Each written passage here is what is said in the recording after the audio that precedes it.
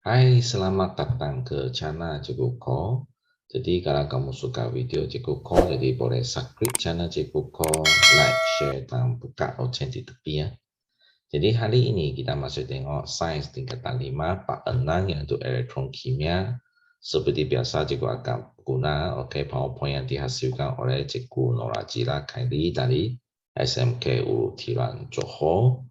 Dan kita masih sambung 6.1 yaitu sel elektrolitik part 2 untuk video yang part 2 ini. Dan video pertama ini kita sudah belajar tentang proses elektrolisis. Harap kamu masih ingat. Dan proses elektrolisis mesti menggunakan elektrolit dalam keadaan leborang ataupun mengandungi charge yang bebas. Dan kita juga belajar tentang terminal positif yaitu anode dan terminal negatif untuk keton. Dan juga belajar tentang ion negatif yaitu anion dan ion positif yaitu kation. Dan ingat ion positif pergi ke terminal negatif dan ion negatif pergi ke terminal positif. Semua ini kita sudah belajar pada video part 1. Jadi kalau kamu lupa, jadi kamu boleh tengok video Cikgu Ko balik untuk part 1. Dan hari ini kita akan belajar tentang faktor yang mempengaruhi hasil elektrolisis. Ada 3 faktor akan mempengaruhi hasil elektrolisis.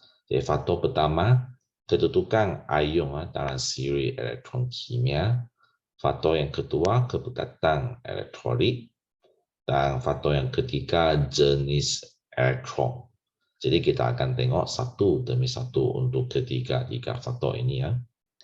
Jadi faktor pertama, kedudukan ion dalam siri elektron kimia. Nanti ada satu jadwal untuk siri elektron kimia, kedudukan ion-ion. Jadi dalam siri elektron kimia, logam-logam disusun mengikut kecenderungan atomnya untuk menerima elektron. Ini bermaksud, ini bermaksud logam-logam kecenderungan untuk menerima elektron. Maksudnya kecenderungan mereka menjadi ion positif, betul? Sebab terima elektron kan. Jadi semakin tinggi kedudukan sesuatu logam dalam siri elektron kimia, semakin mudah atom logam tersebut menerima elektron. Ini bermaksud semakin tinggi logam itu dalam siri elektron kimia, semakin senang dia menjadi ion positif. Seperti cakap, semakin mudahkan dia menerima elektron, maksudnya dia semakin senang untuk menjadi ion positif. Ini maksudnya. Jadi ini ialah jadwal untuk siri elektron kimia. Jadi dia ada cation dan anion. Jadi cation ialah ion positif yang itu logam-logam. Jadi semakin turun jadwal ini siri elektron kimia ini, semakin mudah diingat charge. Apa maksudnya diingat charge di sini? Maksudnya semakin dia mudah menjadi buang charge, semakin mudah dia buang charge. Ini kata lain lah. Semakin mudah buang charge, maksudnya dia semakin senang menjadi atom neutral, sama ada terima elektron ataupun menerima elektron. Maksudnya dia lebih senang menjadi atom yang neutral, maksudnya semakin mudah buang charge. Buang charge di sini maksudnya dia boleh terima elektron ataupun menerima elektron. Contoh kalau ion kaurium dengan ion volume ini, mana satu lebih senang diingat charge volume? Maksudnya kalau ada elektron ion negatif, mana satu lebih senang terima elektron, volume lebih senang. Sebab kedudukan dia lebih rendah daripada kaurium. Sebab kalau ikut jadwal siri elektron kimia ini, semakin turun, semakin turun, semakin di bawah, dan siri elektron kimia, maksudnya saya semakin senang diingat charge. Maksudnya dia lebih senang terima elektron ataupun buang elektron menjadi neutral. Oke, bagi anion pun sama lah. Oke, semakin bawah, oke, kedudukan anion itu, maksudnya semakin senang diingat charge. Sebab itu gambar aja ini, dua ini cation dan anion mesti hafal, Oke, ini ya contoh satu. Oke, elektrolisis larutan natrium sulfat. Oke, ion-ion yang hadir dalam larutan natrium sulfat semasa elektrolisis ialah ion natrium, ion sulfat, ion hidrogen, dan ion hidrosida. Maksudnya, dalam satu elektrolisis terdapat 4 ion yang bebas ini.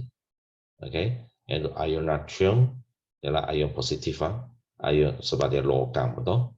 Ion sulfat, oke, ion negatif, dan ion hidrogen ialah ion positif, dan ion hidrosida ialah ion negatif. Maksudnya ada 2 ion positif dan 2 ion negatif. Oke, apa yang berlaku pada katot yang itu elektron negatif? Jadi ingat, saya sudah cakap tadi ya, oke, ion positif akan pergi ke terminal negatif yaitu katot. Oke, jadi menarik ion positif yaitu ion natrium dan ion hidrogen tadi sudah cakap. Ion natrium dan ion hidrogen ialah ion positif, jadi dia akan pergi ke terminal negatif yaitu katot. Ion hidrogen dipilih, jadi kalau kedua-dua pergi ke terminal negatif yaitu katot, tapi hanya salah satu ion akan dipilih untuk diingat charge. Jadi mana satu dipilih? Natrium ke ataupun hidrogen. Jadi di sini kita cakap ion hidrogen dipilih untuk diingat charge kerana ion hidrogen kurang elektron positif berbanding dengan ion natrium. Jadi gas hidrogen dihasil pada katot. Jadi kalau kamu tidak faham maksudnya kurang elektron positif ataupun lebih elektron positif, jadi kamu hafal jadual elektron, oke, siri elektron kimia tadi ya, oke. Nah, ini ya tadi ya.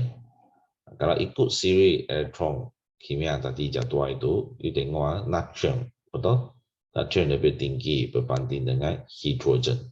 Tadi saya cakap semakin bawah kedudukan ion-ion itu, semakin senang dipilih untuk diingat charge. Diingat charge maksudnya dia lebih senang untuk menerima ataupun terima elektron untuk menjadi neutral.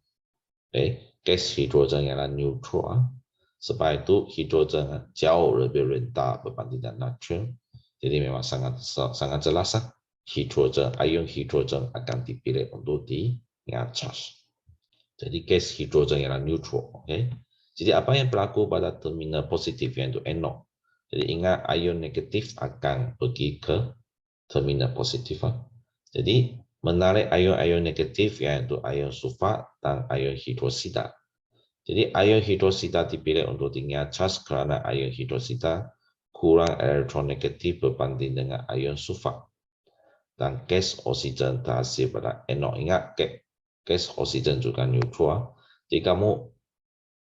Jadi kamu tengok balik ya, itu tadi ya jadual.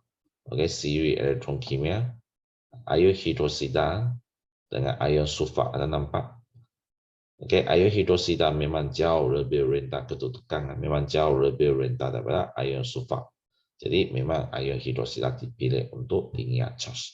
Sebab itu kenapa cikgu tadi cakap jadual ini sangat-sangat penting, kedudukan mereka setiap ion ini ya. Sama ada cation ataupun anion, kamu mesti hafal.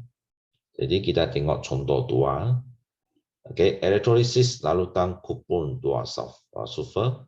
Jadi ion-ion yang hadir dalam kupon 2 sulfur ialah ion kupon 2, ion sulfat, ini memang sangat jelas.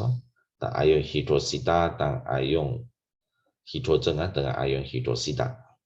Jadi apa yang berlaku pada terminal negatif yaitu katot? Jadi menarik ion-ion positif seperti tadi ya, contoh 1, yaitu kupon 2, ion kupon 2 dan ion hidrosida. Dan kali ini siapa dipilih untuk diingat charge? Tengok teliti ya.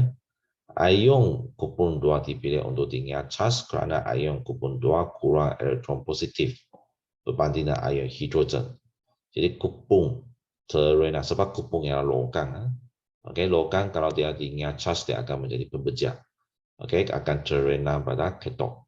Nah, tengok balik lagi jadual ini ya. Kupon dengan hidrogen ada nampak dua ion ini. Oke, jadi kalau hidrogen dan kupon dua ion, jadi ion kupon dua lebih rendah daripada ion hidrogen. Jadi sangat jelas ion kupon dua akan dipilih untuk di charge. Jadi seterusnya apa yang berlaku pada terminal positif yaitu anode. Jadi sama dengan contoh satu tadi, menarik ion-ion negatif yaitu ion sulfat dengan ion hidrosida. Jadi ion hidrosida dipilih untuk tinggi charge karena ion hidrosida kurang elektronegatif berbanding dengan ion sulfat. Gas oksigen hasil pada anode. Oke, jadi ini adalah info size. Oke, kita ulang kaji balik lah. Jadi kalau dalam sesuatu eksperimen, kalau kita nak uji sesuatu gas, jadi kita akan guna kayu uji berbara. Apakah hasil itu nanti kita baru dapat tentukan apa gas yang dihasilkan. Contoh kalau kita nak ujian gas oksigen, kita guna kayu uji berbara. Jadi apabila kita masukkan kayu uji berbara itu, kalau dia menyala semula, maksudnya gas itu ialah oksigen. Oke, sebab api dia nak menyala mesti mengandungi gas oksigen baru dia dapat menyala. Betul? Ini adalah konsep yang biasa. Kalau kamu pakai kayu uji menyala, apabila masuk kepada tabung uji, lepas itu dia menghasilkan satu bunyi pop. Jadi memang gas itu ialah gas hidrogen. Hafal dua ujian ini. Kalau kayu uji berbara itu menyala, jadi itu ialah oksigen. Kalau menghasilkan bunyi pop itu ialah hidrogen. Oke, jadi mesti pandai bedakan dua ujian kayu uji. Oke, jadi kita tengok faktor yang kedua. Oke, yang mempengaruhi elektrolisis. Jadi faktor yang kedua ialah kepekatan elektrolit. Kepekatan ion dalam elektrolit juga mempengaruhi pemilihan ion untuk diingat charge. Ion negatif yang lebih pekat dalam elektrolit adalah lebih cenderung dipilih untuk diingat charge pada anode. Namun begitu, ion positif yang dipilih untuk diingat charge pada katot masih dipengaruhi oleh kedudukan ion positif yang berkenaan dalam siri elektron kimia. Ingat okay? Bagi ion positif masih tiada pembezaan, masih akan ikut itu jadual siri elektron kimia, okay? Masih ikut dia. Tak kisah kepekatan dia tinggi ataupun rendah. Tapi ion negatif tidak sama lagi. Kalau elektrolit itu lebih pekat, okay? Ini ya, elektrolit kalau dia lebih pekat, maksudnya ion negatif itu dalam elektrolit ini dia akan lebih cenderung untuk di-charge. Oke, dia sudah cakap lebih cenderung dipilih untuk di-charge pada anode. Jadi ini mesti hafal. Jadi ion positif masih sama tidak kacau, hanya ion negatif dikacau sudah. Oke, jadi kita tengok contoh ini. Elektrolisis larutan natrium klorida pekat. Ini dia ada pekatan pekat. Dan larutan natrium klorida cair. Jadi kita buat bandingan sebab kepekatan tidak sama. Jadi ion-ion yang hadir dalam larutan natrium klorida pekat atau cair semasa elektrolisis adalah ion natrium, ion klorida, ion hidrogen, dan ion hidrosida. Oke, sebenarnya ion mereka sama, hanya satu kepekatan lebih tinggi ya. Jadi apa yang berlaku pada terminal negatif sama juga menarik ion-ion positif yaitu natrium dan ion hidrosida. Jadi ion hidrosida dipilih untuk tinggi charge karena ion hidrogen kurang elektron positif berbanding dengan ion natrium. Tadi saya cakap ion positif tidak dipengaruhi oleh kepekatan. Jadi masih ikut jadual siri elektron kimia. Oke, kita tengok balik lagi ya jadual siri elektron kimia.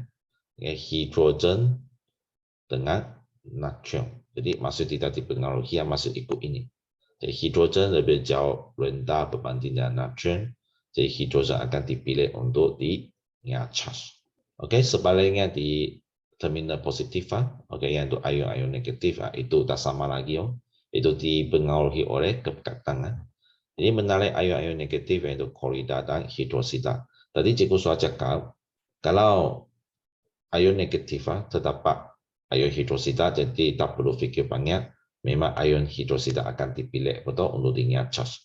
Tapi kalau dia mempunyai faktor yang kedua yaitu kepekatan, tidak sama lagi, jadi itu kamu mesti hafal, mesti fikir. Jadi ion negatif yang tinggal charge pada anode dipengaruhi oleh kepekatan ion negatif dalam elektrolit seperti yang berikut. Sambungan. Kepekatan ion klorida adalah lebih tinggi berbanding dengan kepekatan ion hidrosida dalam larutan natrium klorida pekat. Seperti larutan natrium klorida 1.0 mol Dm-3. Maka ion klorida akan dipilih untuk tinggal charge walaupun kedudukan ion klorida adalah lebih tinggi daripada ion hidrosida dalam siri elektron kimia. Gas klorin terhasil pada anode, jadi sangat penting. Oleh sebab dia ialah pekat. Jadi walaupun kedudukan ion klorida adalah lebih tinggi daripada ion hidrosida. Tadi saya cakap kedudukan lebih rendah, lebih senang tinggal charge untuk menjadi atom yang neutral, betul? Tapi oleh sebab ion klorida lebih pekat berbanding dengan ion hidrosida, maka ion klorida akan dipilih untuk tinggal charge. Bukan lagi ion hidrosida, walaupun kedudukan dia lebih rendah, lebih senang tinggal charge. Boleh faham di sini? Dan kepekatan ion klorida adalah lebih rendah berbanding kepekatan ion hidrosida dalam larutan natrium klorida cair. Ini adalah cair. Maksudnya kepekatan dia lebih rendah. Seperti larutan natrium klorida 0.0001 mol Dm-3. Maka ion hidrosida akan dipilih untuk tinggal charge kerana ion hidrosida kurang elektron negatif berbanding dengan ion klorida. Jadi gas oksidan terhasil pada anode. Boleh ikut ini ya. Jadi kalau biasanya kalau soalan kita cakap dia pekat ataupun cair, jadi biasanya kita tengoklah kalau dia ada beri maklumat ini, maksudnya 1.0 ini adalah pekat. Kalau 0.000 lebih, ini maksudnya dia cair. Kalau dia soalan tidak beri apa-apa, maksudnya dia tidak beri maklumat ini kepekatan, dan dia pun tidak tulis dia ialah pekat ataupun cair, jadi biasanya kita andaian dia ialah cair. Boleh? Maksudnya kurang pekat. Jadi kita tengok info size ini pun biasa juga. Untuk ujian kertas limus.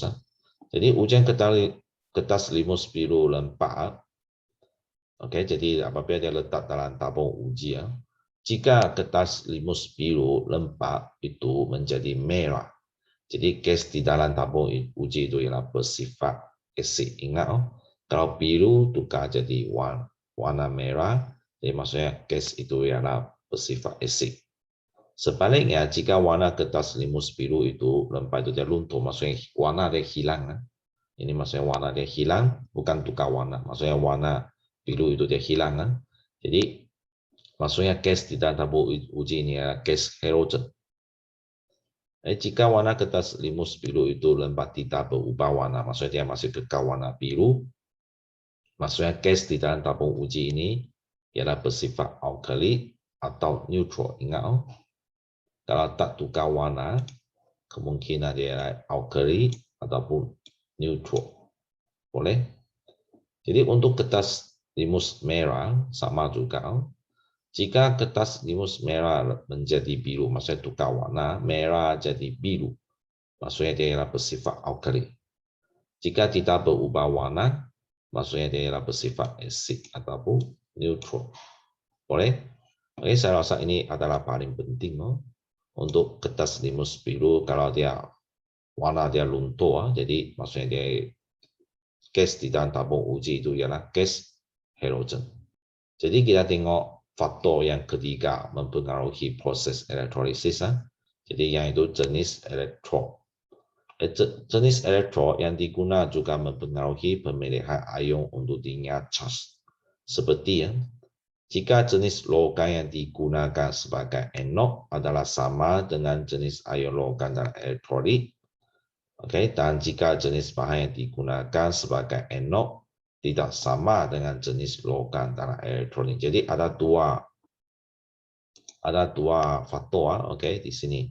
Maksudnya elektrod yang digunakan adalah sama dengan ion logam. Oke, satu ialah jenis bahan yang digunakan tidak sama dengan ion logam.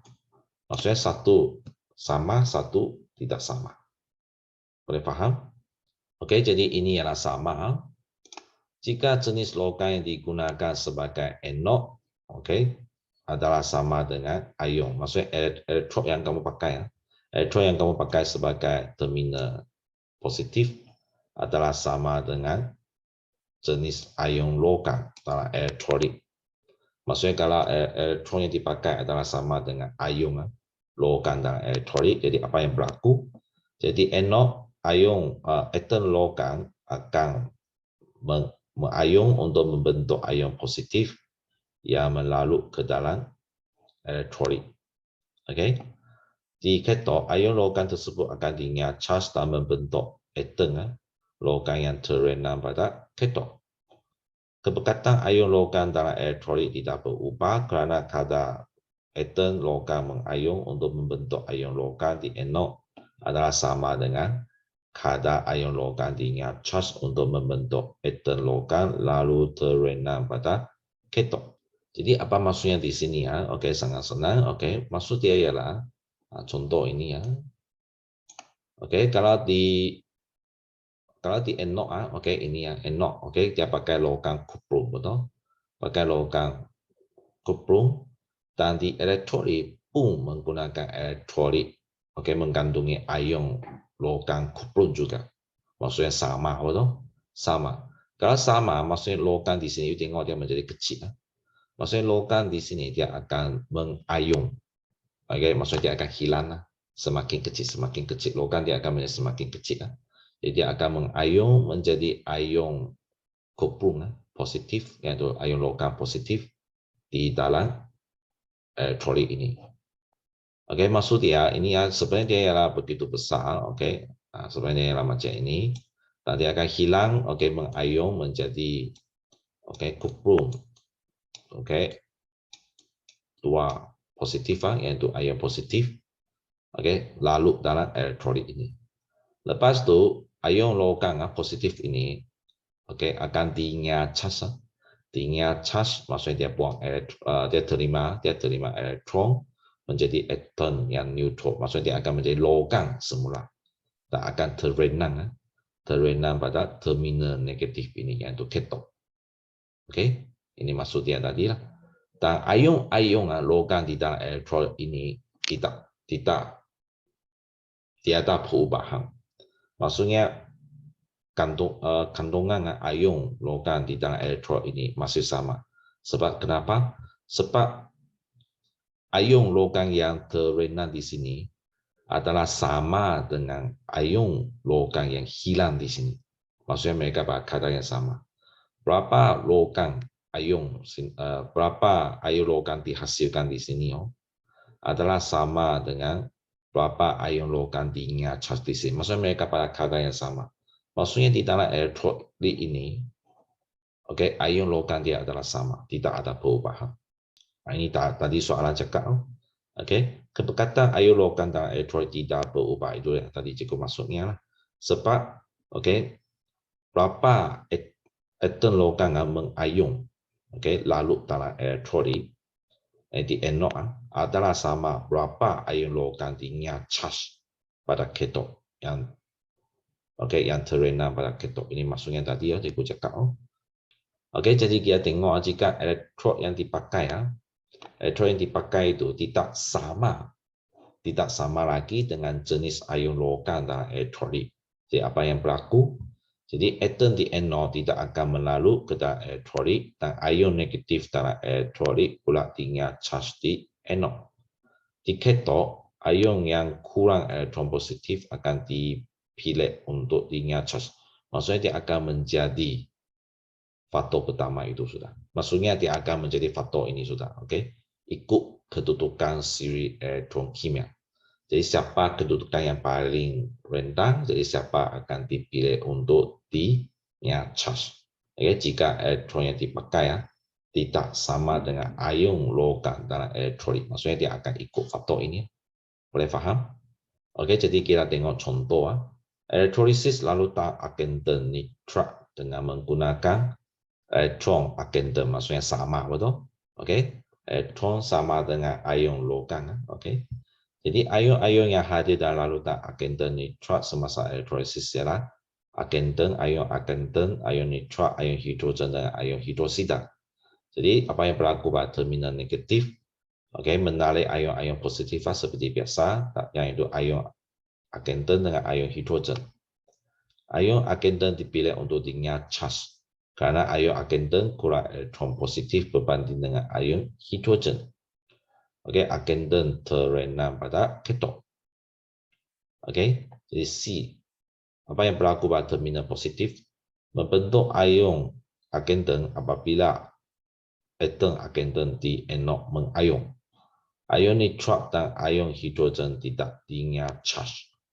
Okay, elektron agendan melarut ke dalam elektrolit. Jadi kepekatan ion agendan dan elektrolit tidak berubah kerana kadar pengion atom agendan di anode untuk membentuk ion agendan adalah sama dengan kadar ion agendan dengan charge untuk membentuk atom agendan yang terrenam pada keton. Ini sama dengan tadi yang cikgu cakap. Okey. Kepekatan ion logam tidak berubah, okey, sebab berapa logam mengion okey dan lalu ke dalam elektrolit, jadi berapa ion logam akan dinya charge dan terrenam pada keton. Boleh faham di sini? Sebenarnya kalau ikut biasa, kalau ikut proses elektrolit yang biasa, saya cakap yang biasa, okey, biasanya ialah ion nitrat, okey, ion nitrat dengan ion hidrosida akan pergi ke terminal positif sebab mereka ion negatif kan. Jadi dua ini bersaing, siapa yang akan dinya charge. Jadi terpaksa ikut kedudukan siri elektron kimia ataupun ikut itu kepekatan. Tapi oleh sebab sekarang syarat dia berubah, yaitu dia menggunakan elektron logam yang sama dengan ion logam dalam elektrolit, jadi menyebabkan dua ini tidak dapat bersaing lagi. Jadi apabila mereka tidak dapat bersaing lagi, maksudnya ion agendan akan dipilih untuk dinya charge pada keton, bukan lagi dua ion ini. Okey, ion agendan akan dipilih untuk dinya charge pada keton, maksudnya logam agendan akan terrenam pada keton. Jadi elektron karbon ini tidak sama. Okay, elektron yang dipakai tidak sama dengan ion logam dalam elektrolit, tidak sama. Jadi ion-ion yang hadir dalam larutan agendan nitrat semasa elektrolisis adalah sama. Okay, ion agendan, ion nitrat, ion hidrogen dan ion hidrosida. Jadi ini akan menjadi faktor pertama yang tadi kita belajar. Okay, ikut kedudukan elektron, siri elektron kimia. Apa yang berlaku pada terminal negatif? Jadi menarik ion-ion positif, agendan dan hidrogen. Dan agendan dipilih untuk dinya charge ini masih sama. Sebab kenapa? Sebab ion, kalau ikut jadual siri elektron kimia tadi, kalau ikut siri elektron kimia ini, agendan memang lebih rendah kedudukan.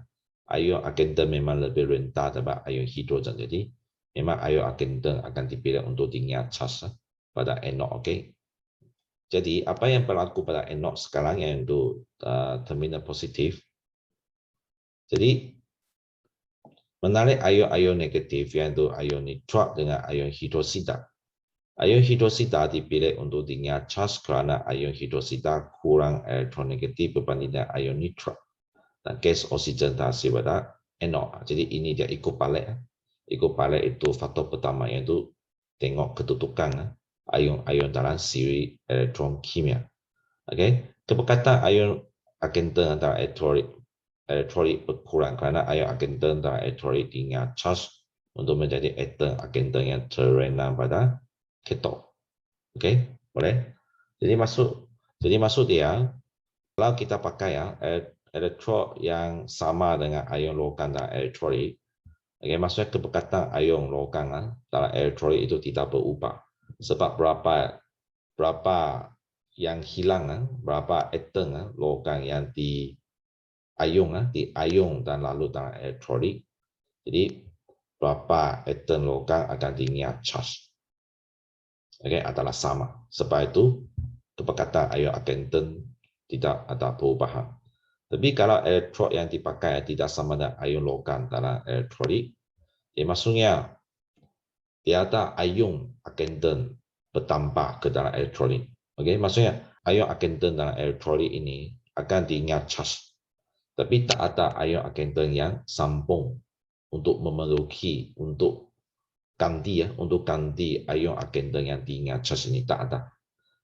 Bermaksudnya kepekatan ion akan ini dia akan semakin berkurang. Boleh faham di sini ya. Dan not di sini tadi ya cakap, jadi ikut siri elektron kimia, ini memang ion hidrosida adalah lebih rendah berbanding dengan ion nitrat. Jadi memang ion hidrosida dipilih untuk diingat charge. Oke, jadi apakah kegunaan ataupun aplikasi proses elektrolisis ini dalam industri? Jadi ada 4 ini, jadi sila hafal. Jadi pertama pengekstrakan logam, oke, kedua penulinan logam, ketiga penyadoran logam, keempat pengolahan air sisa dengan menggunakan elektron pengubailan. Jadi sila hafal 4 ini aplikasi dia. Ya kita tengok satu demi satu. Pengekstrakan logam seperti kalium, natrium, kalsium, magnesium dan aluminium diekstrakkan daripada bijinya atau garamnya secara elektrolisis leboran biji atau garam logam tersebut. Jadi kamu ekstrak logam itu, oke. Penulinan logam, dalam penulinan logam yang tidak tuling dijadikan sebagai anod, manakala logam yang tuling dijadikan sebagai katot. Semasa proses elektrolisis, logam pada anod akan melalui ke dalam elektrolit membentuk ion, dan ion ini akan bergerak ke katot untuk diingat charge dan terendam pada katot sebagai logam tuling.